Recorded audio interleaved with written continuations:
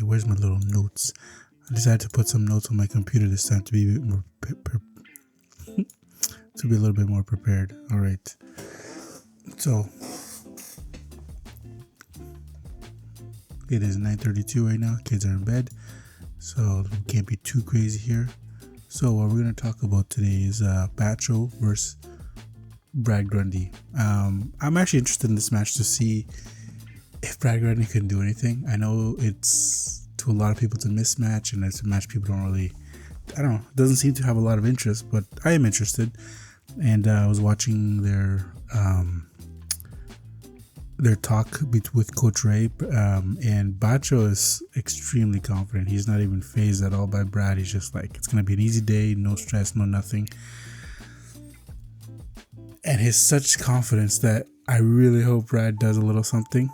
And I don't think Brad will win it, but if Brad can at least take 1 or 2 rounds, make Bacho sweat a little bit, I think that would be good enough.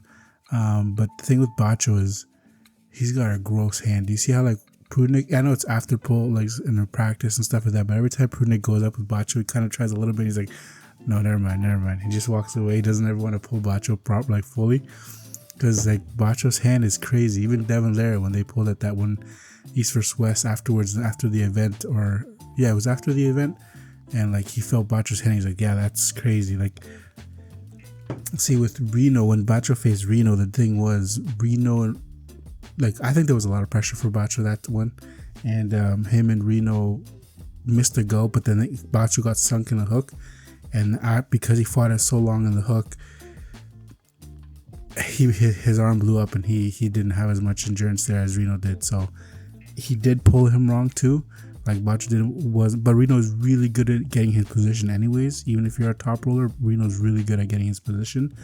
And the thing with Brad, he's a similar thing where Brad posts up really high, and he doesn't allow you to like wrap around his hand so well. Like when you saw with Matt Max, like doesn't matter how big that your hand is, but Brad is really good at keeping posted up really high here and back to the back here. So I think if he can get Bacho disconnected just a little bit, enough that Bacho can't go full force, and then Bacho like all of a sudden has to like come back, have to regrip or anything like that, then we have a match.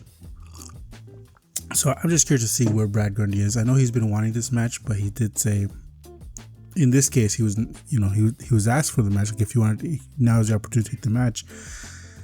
But this isn't Brad fully ready and committed. Like just before this, you saw he got destroyed by Philip Larson. And you saw Philip Larson, well, maybe you did, maybe didn't, on Arm Wars, and Philip Larson has a really strong hand, but Terrence really took care of him, and Terrence lost pretty badly to Reno. So if you do that kind of math, like Terrence versus Reno, like where the levels are at, it looks like Brad has even less chance.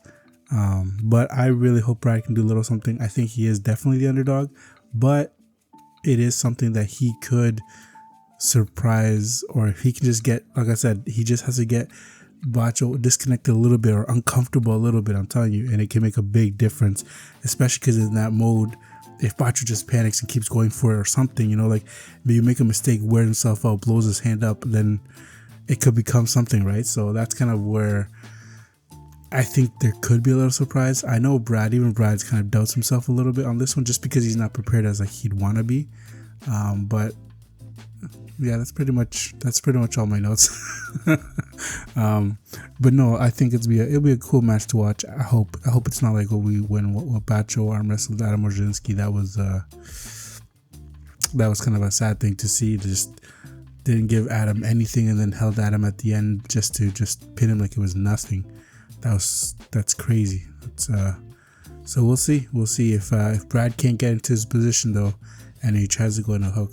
He's not a hook puller, and Bacho just manhandle him nicely. So anyways, that's the prediction for that one. East vs West 16, February 15th. Get the pay-per-view. I'll leave the link in the description below. It's going to be an amazing event. Many more matches coming. Maybe many more predictions in mind. I don't know. We'll see. And I'll see you in the next one. Thanks.